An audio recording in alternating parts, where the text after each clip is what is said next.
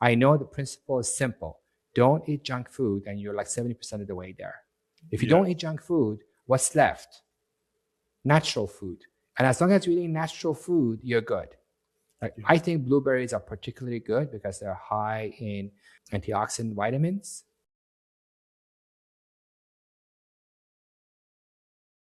Welcome back to another episode of the Peak Performance Life podcast. Today, we are honored to have a very special guest with us. His name is Dr. Majid Fotuhi. He is a pioneering neurologist, neuroscientist, and professor with more than 35 years of experience in brain health, memory, neuroplasticity, and the prevention of Alzheimer's disease.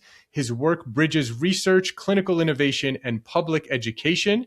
He earned his PhD in neuroscience from Johns Hopkins, completed medical training at Harvard Medical Schools, and he currently serves as an adjunct professor at Johns Hopkins University. He has written several books. His upcoming book that is going to be released right around the time that this podcast is released, is called The Invincible Brain, the clinically proven plan to age-proof your brain and stay sharp for life. This is such an important topic. It's something that's very near and dear to my heart, as I have seen my father and other older people kind of get older and lose some of their brain function. So I am super excited. Thank you so much for joining us.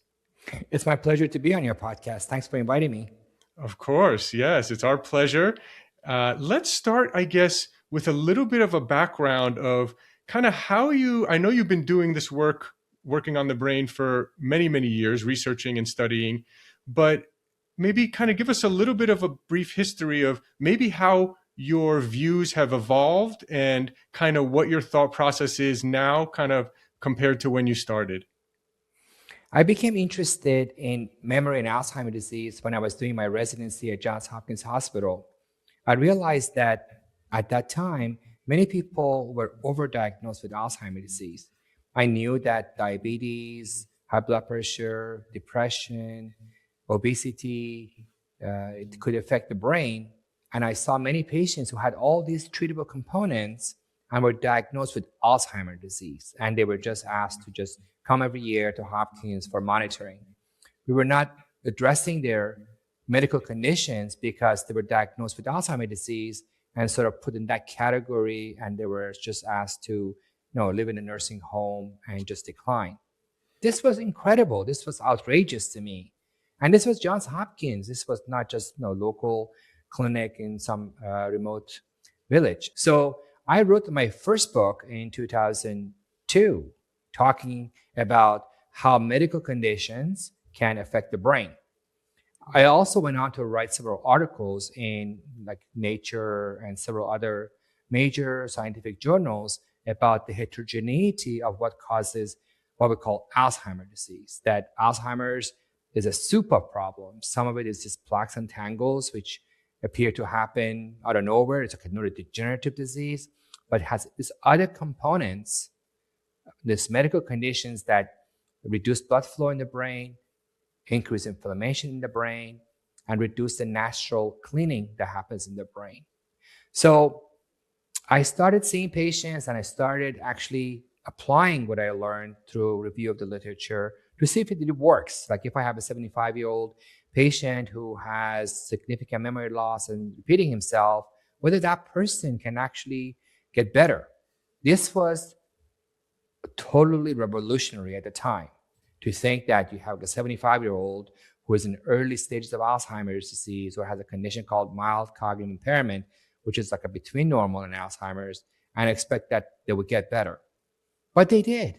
They did. And I was surprised in how quickly it happened. I thought it would take 9 months. I thought it would take 9 months of working with someone to address their particular issues and help them increase blood flow and reduce inflammation through lifestyle things like exercise and diet and so forth. I provided this for more and more people and fine-tuned the program in something that took 12 weeks. In 2012, I started my own neurology practice so that I will have ownership of what I was doing and had full freedom in everything that I wanted to do. And I started seeing patient after patient coming to me, and they were getting better. I collected the results of about 130 patients and published it in the Journal of Prevention of Alzheimer's Disease. And I showed that these patients actually increased the volume of the hippocampus, the part of the brain that's important for memory. So the program increased the volume of hippocampus in these elderly patients. And 80% of them, 84% to be exact, improved their cognitive function. Wow. I was pleasantly surprised that 3 months seemed to be just enough. 6 weeks was not enough. And 3 months was just a sweet spot. I continued to provide this program, and I saw patient after patient getting better. I became very busy in 2000, 2 years ago, 3 years ago. Our office was filled to capacity. I had 25 brain coaches, and our office was open from 8 a.m. to 8 p.m., and every slot was full. Wow. Like people were there Friday night, Saturday night, Sunday night at 7 p.m. They're like, it was so busy. People were coming from different states. We had people from Arizona, Nevada, Connecticut, Florida, even from Boston. Boston is a place with all these medical centers. And I had patients flying over from Boston to near Washington, D.C. in my office to help them with these things. And I realized I'm into something. I realized that, hey, I have really stumbled on something in that I thought it would take a long time, but in 12 weeks, people are getting better. And that's when I decided I really need to provide this program for the world at large. With the things I do don't require any magic equipment or any particular programs, protocols. I mean, people do need to go through an evaluation process to determine the factors that affect their brain. And in my book, I have like a list of 40 questions that people answer, and sort of that helps them identify the specific things that apply to them, which then they can personalize a 12-week program for themselves to see the best results. So now that's what I do. I have this book now that's coming out, and I look forward to going around giving lectures. I just did some national TV interviews. I plan to travel abroad. My book has been translated to 14 languages already. So I plan to just go to different parts of the world and continue to promote the idea that Alzheimer's disease is not what people think it is. And that if you have memory loss, you shouldn't think about Alzheimer's disease first. You should think about so many conditions that can cause memory loss and have a positive attitude to attack those and improve them. Wow, that's amazing and very interesting. And you're right when you say people will kind of just categorize everything as either like Alzheimer's or dementia. They don't really know exactly what it is. They just know the brain isn't working as well. I've seen this myself with older family members as well. But that's a good distinction, that it's not just, hey, this person has Alzheimer's and there's nothing you can do about it. I know that what you teach is something that can help improve the brain at any age. So really incredible. So what would you say? I guess I'll start with maybe a personal story. So if someone in my family, for example, is seeing their brain deteriorate and kind of seeing it every year deteriorate a little bit more and more, where would you start? Obviously, they should contact you, but let's imagine they did contact you. Where would you kind of start, and how would you go about beginning that process to figure out what is the right approach to help them improve their brain? What I do in individuals like that is to determine which of the 40 different things applies to them. Common issues are depression, sleep apnea, insomnia, poor diet, sedentary lifestyle, isolation. These are the common factors. Especially isolation and sedentary lifestyle can profoundly accelerate the decline once people go through that process of decline. With aging, with what I call optimal aging, you stay sharp throughout your 50s, 60s, 70s, and maybe in the 80s, you go down like 5%. It's not a drop. Just like people can stay physically active. These days we know that people at any age can go to the gym and after 3 months become physically stronger. We know that there's no limit on how strong a 70-year-old can get. If they have coaching and they have all the support they need, they can build up muscle. The muscles don't fall apart just because in your 70s or 40s or 50s and so forth. So my approach would be to go through my checklist and see, are they depressed? Are they isolated? Are they sitting home doing nothing all day? Are they stressed out a lot? And by going through those things, I'll figure out which of these factors apply to them. That's very, very good. Yeah.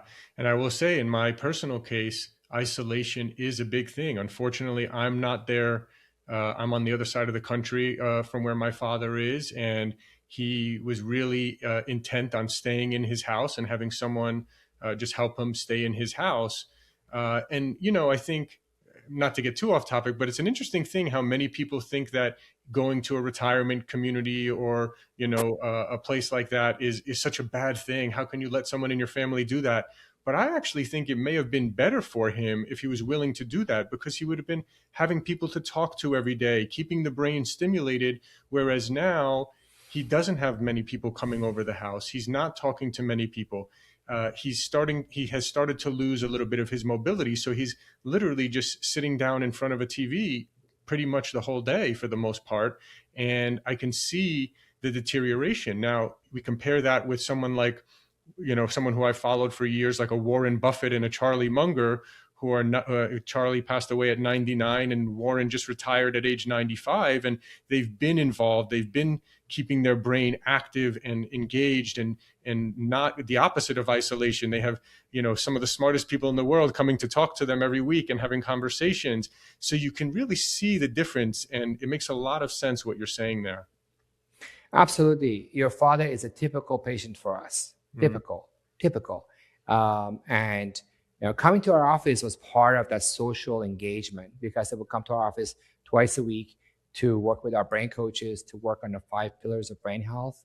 And as we work with them, they were becoming more energetic week by week. They will come in tired, not interested to talk to people.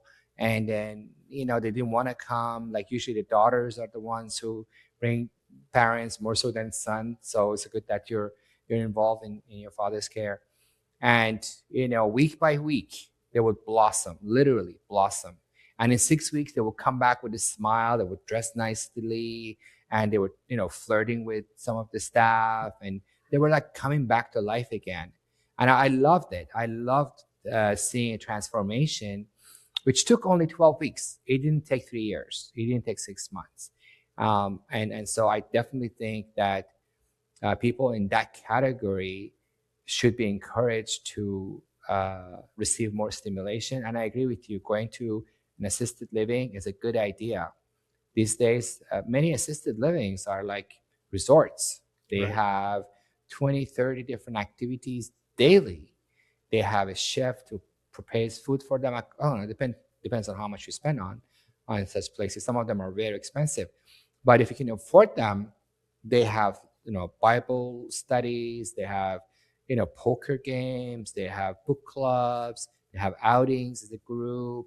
They're living life. I tell you, they're living life if you can afford it. And even the more modest ones, they have a lot of classes. They have a pool that people can play pool, or they have an actual swimming pool that can swim and can get, exercise classes, aqua exercises in the pool. So the concept is our brain has a high degree of malleability, for better and for worse.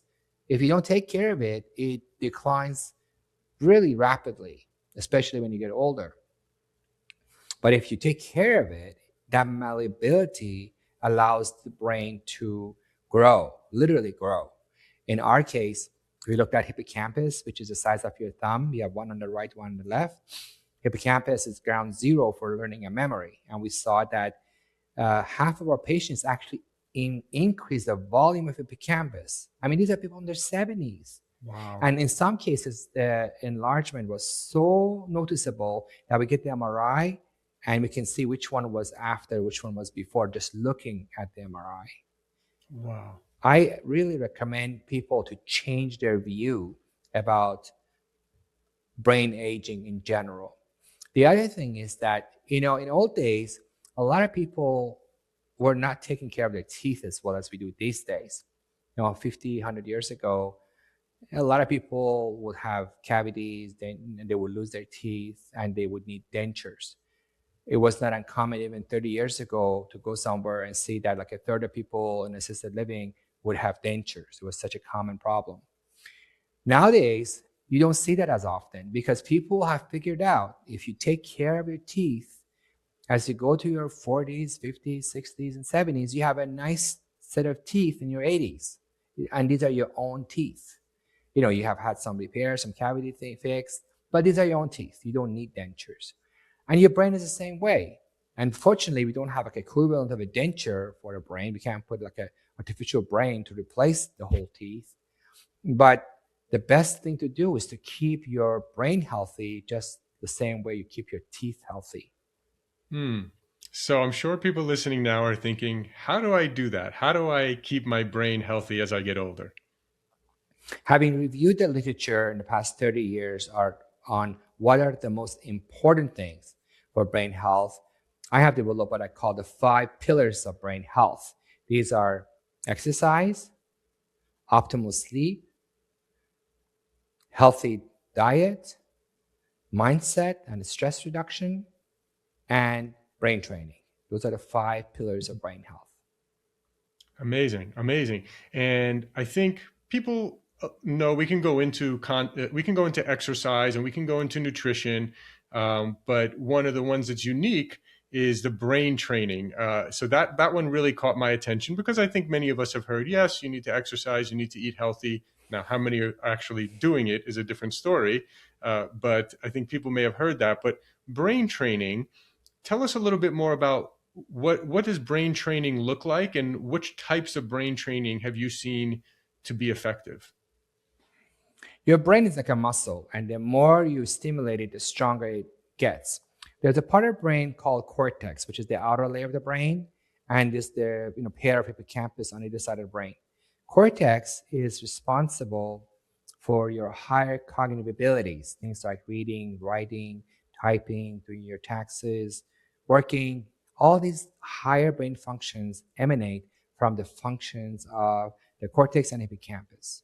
Now, the cortex and hippocampus shrink with aging, and the more risk factors you have, the more these parts of the brain shrink. So diabetes, sleep apnea, insomnia, stress, sedentary lifestyle, they all literally shrink the brain in a dose-dependent manner, which means the more of them you have, the more it shrinks. So the solution is to grow the brain back. And the 5 pillars of the brain health help to regrow the brain. And brain training is an important element of how you can grow back the size of cortex and hippocampus. See, the brain, the cortex is like a mosaic of nodes, and different nodes form networks. So you have a memory network. About 10 or 20 nodes work together to allow you to remember things and recall things. And there's a network for attention and so forth. And this memory network can then get stimulated with brain training. Now, if you do brain training for memory, the memory parts of the brain improve. If you do brain training for attention, the attention part of the brain improve. If you do brain training for executive function and planning and decision making, that part of the brain improves. It's just like a muscle. You go to a gym, you work on your biceps, you work on your core, you work on legs. Whichever part of the body you work, those part of the body get stronger. I recommend to focus on brain games that improve memory. Since memory is such a common problem, I recommend that people learn how to improve their memory through memory training. There are many, many programs and apps these days available. I have an app myself which has components of brain training, but there are hundreds of apps. And there's also brain games, apps like Lumosity, Brain HQ, Elevate, Peak. All of these brain game apps provide brain training for different things. So you can go to these apps and pick up the menu for memory. Many of them have a section for memory for names. And when you go there and you do the brain games for memory, you improve your memory. The concept that I think is really important is this. Most people don't appreciate that they can improve their memory.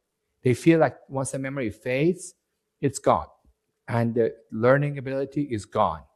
So many of people I know who are in their 60s or even 50s, they say, I'm too old for that. They don't even make the effort to learn. I can show people how to memorize a deck of cards, and it's not that complicated. So when I offer to a lot of people I know, I said, let me show you. They don't want to try because they're convinced they can't do it. And of course, I offered to my wife. She said, let's try it. And she learned it. It takes 4 or 5 hours of training, but it's doable. I mean, you can do it too. So I think we need to help people appreciate that they need to look at the brain as a vital, modifiable, malleable organ. And with brain training, along with these other 4 pillars of brain health, they can literally grow the parts of their brain that usually shrink with aging. And when those parts of the brain grow back, they're there. You don't get Alzheimer's disease. If your brain is large, you become resilient. The title of my book is The Invincible Brain, meaning that with doing these 5 pillars of brain health, your brain becomes more resilient. It becomes invincible against the effects of Alzheimer's disease. I really love the way this is a big reframe for me right now. I really like this. I'm thinking of the brain like how I train a muscle in the gym and it gets bigger. And now I can train my brain and get my brain better, especially as I age. I think this is a really important concept. You kind of, at least me personally, I've heard of some of these brain games. I heard there are brain games. I never really tried one. I don't know. In my mind, I'm thinking which one is legit and which one is not legit. You mentioned you have your own app. I would trust your app. What's the name of your app, maybe, so we can share that? And then maybe if you want to give one other of your favorite kind of brain training apps that you think is really legit. Yeah, my brain app is The Invincible Brain. And I think Lumosity has been around for a long time. The problem with brain training is that some people think that if they just do 2 weeks of brain training, suddenly everything returns and everything is fine. If you have sleep apnea, sedentary lifestyle, poor diet, never do anything for your brain, and all you do is to do 20 minutes of these brain games, don't expect that in 2 weeks, suddenly you are 10 years younger. Because the brain training is the 5th of the 5 pillars of brain health. Number 1 is actually fitness and exercise. And number 2 is optimal sleep. And number 3 is optimal nutrition. Number 4 is reduce stress and doing things like meditation and slow breathing exercises. And number 5 is brain training. Brain training has had a bad rep because studies have shown that if you do cognitive stimulation, you still get Alzheimer's disease. Of course, you can't expect to do some brain training and not get Alzheimer's disease. The brain training is going to reduce your risk of Alzheimer's disease, let's say by 10%. Exercise is going to reduce it by 40%. Exercise and diet is going to bring it by 60%. And if you add food and breathing exercises, you bring it to 80%. And so you need to have an understanding of how this thing works. And unfortunately, if you hear on the news, these brain trainings are useless because people still get Alzheimer's disease, you have to understand in the context that there are 5 pillars of brain health, and doing one by itself helps, but it's not enough to make a noticeable difference as long as you take care of the other pillars of brain health as well. That's a great point. That's a great point. I really love how you listed out sort of the order of importance there as well, because if you're eating, unhealthy food, you're drinking alcohol, you're not getting good sleep, you're not exercising. First of all, I don't even know. I guess it all goes together because I feel like if I was eating horrible, drinking, not getting good sleep, and not exercising, I feel like I would be so lethargic and I wouldn't even want to do the brain training. I would have no motivation because I'm just don't have the energy that I need to actually live my life and do these things. So I think that's a great point. In terms of exercise, is there any one form of exercise that you have found to be more beneficial for the brain than another type? I think the aerobic exercise is particularly important. There's something called VO2 max, which is a measure of your fitness. The more fit you are, the larger is your VO2 max. VO2 max is the maximum amount of oxygen that your body can use at your peak exercise. And it reflects that your lungs are working well, your heart is working well, your blood vessels are doing well, and your muscles are strong that they can absorb that oxygen. So VO2 max is one test that captures your body's overall fitness. And in order to improve your VO2 max, you need to do aerobic exercise. Now, muscle training and weight training is also very helpful because when you grow muscles, you increase the number of hormones that are released by the muscles called myokines. These myokines have neuroprotective properties. A well-known myokine is BDNF, brain drive neurotrophic factor. And the BDNF can increase the healing mechanisms in the brain. So when you do muscle training, you provide that BDNF, which helps with repair and rejuvenation of your brain. I recommend that if you have only 1 hour to exercise in a day, to do 45 minutes of aerobic, get on a bike or a rowing machine or something, and then do 15 minutes of weight training. If you have time, you can do more of each one. I personally aim for 1 hour of biking on a stationary bike and 45 minutes of weight training 3 or 4 times a week. Excellent. Excellent. That's very good advice. The next one on your list, you mentioned sleep. And it's very interesting. We actually recently released an episode with someone who's kind of an expert in sleep apnea and sleep. And he mentioned how so many people have undiagnosed sleep apnea. And it's interesting. Last night I was at dinner with a bunch of guys, and I don't remember how it came up exactly, but the topic of sleep apnea came up. And I actually asked a couple of these guys, I said, hey, do you snore? And a couple of them said, yes, we do snore. And one of the guys said, yeah, I have sleep apnea, but I couldn't wear that machine, a long time ago. And this time I'm going to try something else. But it was almost like, but actually the topic came up because they were talking about how they always wake up in the middle of the night and can't go back to sleep. And they're only sleeping 5 hours and it's affecting their life and things like that. So that's really important. Any advice for people, like, for example, if someone's listening to this and they do snore at night, is that something that is just, no big deal, or should they look into that, or should they look at getting a sleep apnea kind of test? Sleep apnea is a silent killer of the brain. It's horrible for the brain. It really, really affects the brain.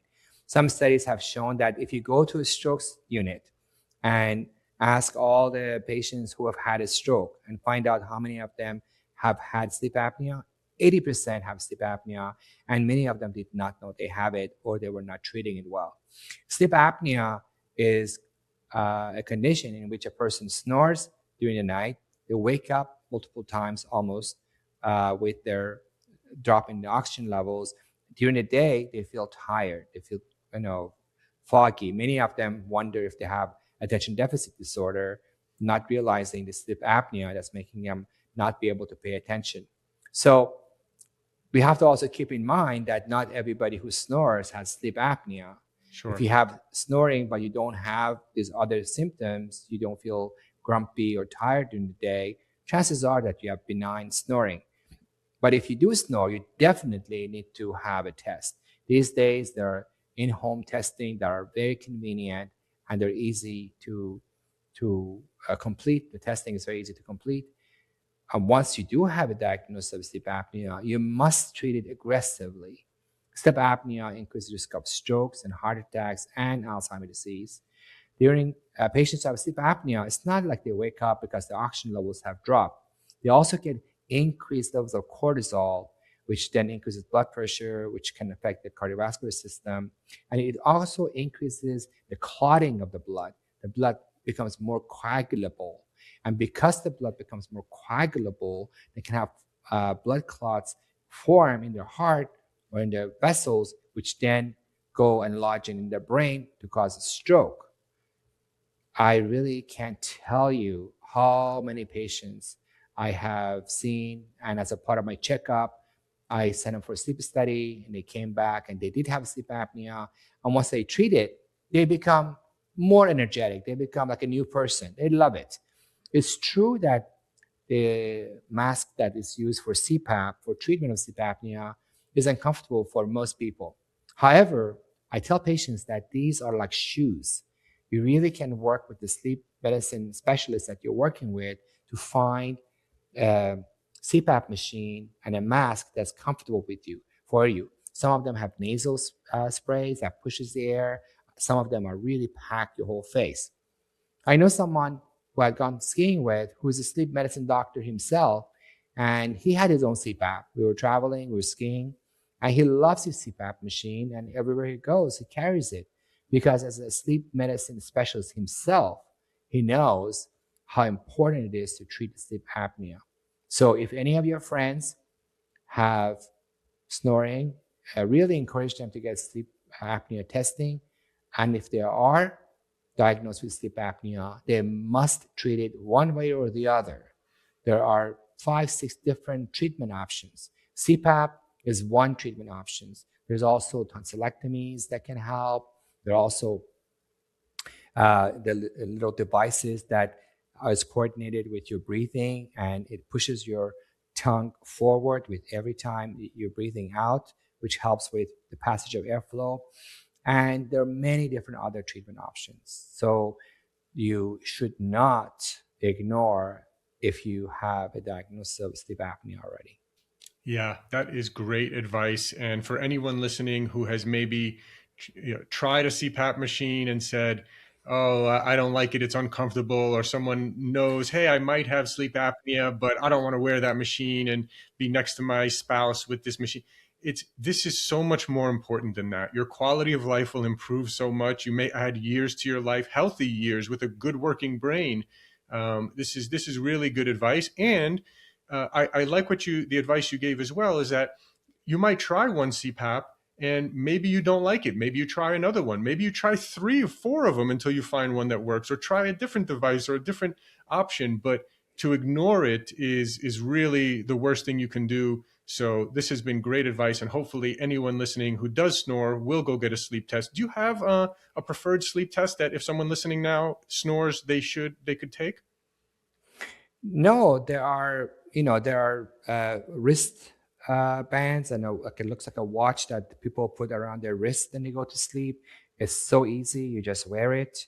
Even the Aura ring, I think, helps people with determining if they're likely or unlikely to have sleep apnea. So there are many easy tools for diagnosis, and one of the treatment options for sleep apnea is oral appliances. There are things that you can put in your mouth that pushes your jaw forward and opens the airways. And so uh, you need to work with a sleep specialist Yeah. who knows the different treatment options and work with that person until you find a treatment. You can't give up. There are, like I said, 5, 6 different approaches to a treatment of sleep apnea. And when people say I don't have time for it, it's inconvenient, I just say, it's also inconvenient if you have a stroke and you can't talk anymore. When people come to the hospital and have a stroke, they all look surprised.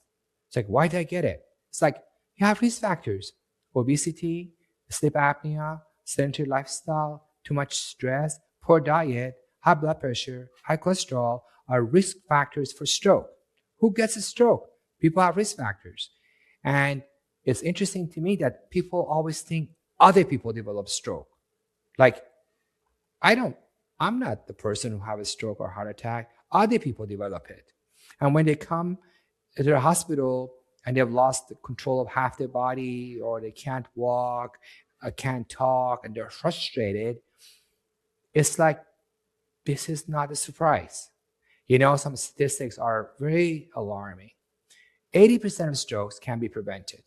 80% of strokes can be prevented. Wow. And yet, a stroke is the number 1 cause of disability in the United States. It's the second leading cause of death in the world. And 80% of it can be prevented. To me, it's a tragedy. It's a tragedy that we don't have more public health announcements, that we don't have more, emphasis on treatment of risk factors for stroke, and sleep apnea being a main risk factor for it, because sleep apnea happens in people who have obesity. Sometimes there are people who are thin and they still develop it, sleep apnea, but the majority of cases, people have obesity or early diabetes, and they also have high blood pressure and high cholesterol. It's like a package deal that happens. Rarely does somebody have sleep apnea and nothing else. So Yeah. this is something that when I see my friends, I really get on their case. I really get on their I, case. as soon as this is over, I'm gonna text this guy who was sitting next to me yesterday, who said he tried the CPAP machine, and by the way, he is overweight. He does snore. He knows he has sleep apnea. Said he tried the CPAP machine, and and he's also working hard, working 10, 12 hours a day. A busy guy, successful guy, but kind of neglecting his health. And so I'm going to text him right after this, and I'm going to say, hey, we got you. You have no option. You have to get back on. Try another CPAP. Try something else. Work with a sleep doctor. Try something. So this is great advice. I think people really got that point now, and I think it's such an important point. Moving on to nutrition, is there anything kind of that you have seen with regards to nutrition for brain health specifically? Yes, eating a Mediterranean diet is very effective in reducing inflammation associated with aging. Foods such as uh, donuts, cookies, uh, poorly prepared sandwiches, pizza, the junk food that is so readily available around us really increase the amount of inflammation in the brain. Many studies have shown that people with a standard American diet, SAD diet, have smaller brains. Higher levels of trans fats are associated with smaller cortex and hippocampus. And so the first thing that people need to do is to stop eating junk food. It's difficult, I give them that, because we're surrounded by junk food everywhere we go. You go to a ball game, you go to a shopping mall, everywhere you go, most of the food you see is poorly prepared, salty, high trans fat, highly processed food, and it's unfortunate. It's really unfortunate. So if you want to have a healthy brain, you have to realize inflammation is your enemy. Yes. And one of the ways you can increase inflammation is to eat junk food. The junk food is junk, and our body reacts to it by increasing inflammation. And it's not inflammation in the brain only, it's inflammation in your gut system, in your heart, in your liver, in your kidney. So when you eat junk food, you're harming all your body organs. To me, junk food is like smoking. And you used to say, well, I can't stop smoking, and everybody else smokes. And we know that smoking was so harmful, and now so many people have stopped smoking. I think we need more of awareness for the general public to appreciate that junk food is really not food. It's chemicals that are packaged together and have some spices added to them so they taste good. So some of these fried food that you see on television ads that taste good, they do taste good. I mean, I don't want to name any particular company, but they, I've had it in the past, and I must say they taste good. But they taste good because of all the spices, not because of the food. You can get any amalgamate of things and package it together and then add the spice, and now it tastes good. It's not the food that's tasting good, it's the spices that are added that taste good. So um, we see that when people get older, they have cognitive decline. It's because of the things they're doing to themselves, such as poor diet, we just talk about sleep apnea or isolation. These are the things that bring the brain down, and there are clearly established things that bring your brain up. And you have the choice. Most of these things, as you said, are not secrets. Everybody knows that, exercise, diet, sleep is good for you. And everybody knows that. What people don't know is how powerful they are. They're simple interventions, but powerful, especially when they're combined. Yeah. And that's what I hope to help with people to appreciate that the combination of these lifestyle interventions can have profound effect, even if somebody is in early stages of Alzheimer's disease. I used to think that once somebody gets to the point where they don't know what year it is, it's gone. But some recent studies have shown that people with mild Alzheimer's disease can improve their brain functions, and the levels of those plaques and tangles, the markers of Alzheimer's disease, drop by a lifestyle that combines those 5 pillars of brain health. It's very powerful that you can have a lifestyle program that reduces the very markers of Alzheimer's disease. Remember, I told you Alzheimer's has 2 components, the plaques and tangles, and its reversible components. So far, we were talking about how sleep apnea is one of those reversible components that you treat it, you get better. A poor diet is a part of that reversible package. You improve your diet, you get better. So what you learn is that with lifestyle changes, you're working on these reversible, treatable components. What's new and exciting and revolutionary is that these interventions, especially the diet and the exercise, reduce the markers of the very things we call pure Alzheimer's disease. And that's amazing. Mm-hmm. I mean, it makes sense that these things work on the treatable components, reversible components. We sort of expected that, we knew that.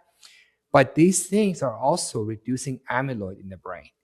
Like if you eat a Mediterranean diet, you have less amyloid plaques in your brain. In fact, one study showed that people who eat a Mediterranean diet on a regular basis, and after they pass away, if they have donated their brain to science and researchers look on their brain, they see that people who on average ate a Mediterranean diet have plaques and tangles that are equivalent to someone 18 years younger. 18 years younger. Wow. Now, it's true that, somebody who ate a Mediterranean diet was probably also exercising. People who eat well usually also take care of the other things. So it's probably not just pure diet. However, 18 years younger in terms of plaques and tangles sounds like a good deal to me. I mean, Yes, absolutely. And we know the Mediterranean diet, they're eating lots of fish, which maybe I've heard omega-3 that you find in a lot of fish is good for brain health. I don't know what your thoughts are on that. Also, olive oil, which is a very healthy fat. And I remember years ago, I read another book about Alzheimer's, and the author was talking about really lowering the carbohydrate intake and using more healthy fats, and showing that things like coconut oil or good types of MCT coconut oils can help with reversing Alzheimer's in some cases and things like that. What are your thoughts on kind of like not saying people need to go full on ketogenic diet here, but replacing some of the carbs with healthy fats and proteins? I totally agree. Mm-hmm. Several studies have shown that replacing carbs with healthy fats is beneficial. I recommend in general to avoid things that spike your sugar levels. It's not just carbs, it's simple carbs, simple sugars, things you eat in a donut or a cookie or a muffin or sugary sodas that spike your sugar levels. If you eat an apple or a banana, complex carbohydrates, which do not spike your sugar levels, and they seem to be healthy. I think you should enjoy what you eat. I mean, after all, you want to enjoy the most fun thing you can do in a day by eating tasty food that you like. Mm-hmm. As such, I don't recommend people to go out of their way to avoid all sorts of carbs and not eat fruits and vegetables. Fruits have carbs; they have complex carbohydrates. So I think it's not really fair to eat a diet you hate just because you want to live 2 or 3 years more. I think you want to have quality years. So enjoy eating what you like, realizing that simple carbs are not good, and things like extra virgin olive oil, omega-3 fatty acids are really good for you. And a Mediterranean diet is a great diet. Like you said, fruits, vegetables, fish, extra virgin olive oil, hydration, 1 glass of wine. And the researchers have been trying to figure out what component of this overall diet seems to be more important. Is it the fish? Is it the fruits and vegetables? It turns out that the extra virgin olive oil is actually particularly important, followed by omega-3 fatty acids that you find in fish. Of course, the fruits and vegetables, leafy green vegetables are particularly important. Spinach, kale are really good for your brain. And lentils are also very good. Legumes are very good. In general, I have a very simple approach to eating. I don't make it into like a big, complex thing. I eat food I enjoy. If it's something that looks like a junk food, I don't eat it. And I also don't eat too much. My body has come to get used to having, some oatmeal for breakfast. Maybe I add some blueberries to it. And then I eat just a bowl of yogurt for lunch. I don't sit down and eat a full meal for lunch. I don't feel it's necessary, and my body is used to it. And for dinner, I usually eat something that's a mixture of some meat and some vegetables. For example, it could be some salmon with mixed vegetables, or it could be, some chicken with some vegetables, or sometimes I have a soup, a lentil soup, and and throughout the day I may have 3 or 4 pieces of vegetables, piece of fruits, or maybe a small bowl of pistachios, and that's it. It's not that complicated. Occasionally I go to a party and there's a lot of rice that I love, and then so I indulge and have some white rice once a week. And sometimes I have red meat. I don't think it's as alarming as people worry about it. I don't eat red meat every day, once or twice a week. So I have a balanced diet. I eat what's in front of me. I don't have to really go out of my way to have a particular diet. I know the principle is simple. Don't eat junk food, and you're like 70% of the way there. If you don't eat junk food, what's left? Natural food. And as long as you're eating natural food, you're good. I think blueberries are particularly good because they're high in antioxidant vitamins. So I like blueberries. I think that beets are delicious, and I like them. And they can increase nitric oxide, which dilates blood vessels and is good for the brain. I like pomegranate. So I try to add these things to my daily intake of fruits and vegetables. But I eat whatever is in that kitchen. I think it's important that when you go shopping, is to avoid buying things that comes in boxes and cans as much as possible. I do eat black beans and they come in cans. Okay, I'll do that. But in general, I try to avoid things that comes in boxes and packages as much as possible. So if you don't bring junk food to the house, then you're one step ahead. You don't have to fight and resist the fact that you have cookies in the house. That's right. Yeah. Yeah. Great advice. Keep it out of the house and eat real whole foods. And yeah, all the advice you gave is really, really great. I know we're coming to the end here. Any final kind of pieces of advice as a whole? Of course, people should go out and buy your book, The Invincible Brain. Should be just released right now by the time you're hearing this. What else? Any kind of final parting wisdom for everyone here? I think people need to change their attitude toward aging. I would like your listeners to set a goal of becoming a brain super ager, someone who's 90 years old and is sharp and independent. This is what I plan to do, and I think it's a reasonable goal. Only a small percentage of people have genes that may either keep them sharp despite everything bad they've done, or make them develop cognitive decline despite everything that they've done right. Maybe 5%. 95% of people who follow these 5 pillars of brain health will be able to reach their 80s and be sharp and dependent. Amazing. Amazing. Dr. Fotuhi, this has been amazing. You are a wealth of knowledge. Where can where can they buy your book? I assume everywhere that books are sold.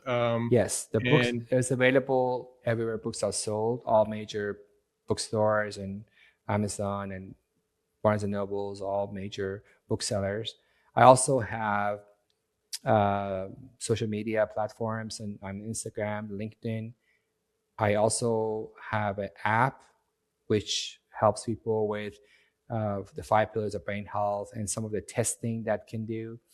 I do things called brain fitness calculator that helps people appreciate where they are in the big scheme of things. Are they more in the green zone or in the red zone? And that can provide them with the strategies on how to improve. Obviously, if somebody's in the red zone, they have more work to do than somebody in the green zone. So my app, inside the app is an online course with all the information in the book, and it's the book, the social media, and my website, drfotuhi.com. That's drfotuhi.com. And, I'll be happy to communicate with people through my social media platforms. Amazing. And do you still work with a lot of clients who, if people are maybe nearby your area or can fly in to see you? No. I retired from clinical practice 3 years ago because I think everything I do is a full-time job. I can't, have a full-time clinic and spend, 30, 40 hours on, preparing things for social media, working on the app, giving lectures. That's a full-time job in of itself. So Yes. I think you can reach much more people this way as well. And we're so honored to have you on here. The work you're doing is incredible. Those of us who have gone through aging parents or people we love who we've seen their brain deteriorate, we know how close this is to our heart and how important it is. And, it's funny because right now everyone's talking about, we want to live forever and we're going to live for hundreds of years. But no one talks about, do you want to live hundreds of years with a brain that doesn't work and just sitting in front of a TV all day? Or do you want to, live a long life where, you're active and you're engaged and your brain is working as good as it did 30, 40, 50 years earlier? So thank you so much. I highly recommend people go buy the book. And I hope we can do this again sometime. yes, Taylor, I really appreciate you inviting me on a podcast. I enjoy talking with you. Thank you. Thank you for listening. If you enjoyed this episode, it would really mean a lot to me if you would forward this episode along to any friends, family members, anyone that you think that would get value out of it and learn something important. The mission at Peak Performance is to help people prioritize and transform their health. And so if you think someone will get value, please do forward this episode along to them. Also, if you could please rate and review and subscribe on whatever podcast player you are listening to this on, we would greatly appreciate that as well. It means a lot. And I want to tell you about a couple of new products that we just released. You can get 20% off your first order at buypeakperformance.com. That's BUY peakperformance.com. We just released a brand new grass-fed beef protein isolate. This is my favorite new protein powder because it's great for muscle building and recovering and all that kind of stuff, but it doesn't give the stomach discomfort and gas that a lot of people get from different types of proteins like whey protein. Some types of plant proteins can do the same as well. It seems to be really, really easy on the stomach while still giving all the great benefits of muscle building and everything else that you want from taking in adequate protein. So check out our new beef protein isolate. We have it in unflavored, which I actually mix and blend with my morning coffee every morning. We have a vanilla and we have a chocolate. You can buy it on Amazon, but again, you also do get 20% off your first order at buypeakperformance.com, BUY peakperformance.com. We've also recently released organic mushroom coffee. We have these in Keurig compatible K-cup coffee pods. We have organic mushroom coffee with lion's mane, reishi, cordyceps, turkey tail, and chaga mushrooms blended with the high altitude organic coffee that we've been using and that we've been famous for years. So that's been a big hit, that one as well. You can get on our website or Amazon, any of our products. And of course, we're always famous for our organic green superfood powder that has almost 5,000 reviews on Amazon with a very high star rating. We're known as the best tasting USDA certified organic green superfood powder with over 25 plus organic ingredients. Again, we also have the organic red superfood powder. We still, of course, have the organic plant protein for those who do prefer the plant protein, but I'm really excited about this new beef protein isolate and all of our other products. We do have over 100 products, so just check us out if you type in Peak Performance Supplements on Amazon or if you go to buypeakperformance.com. Thank you so much, and we'll talk to you again soon.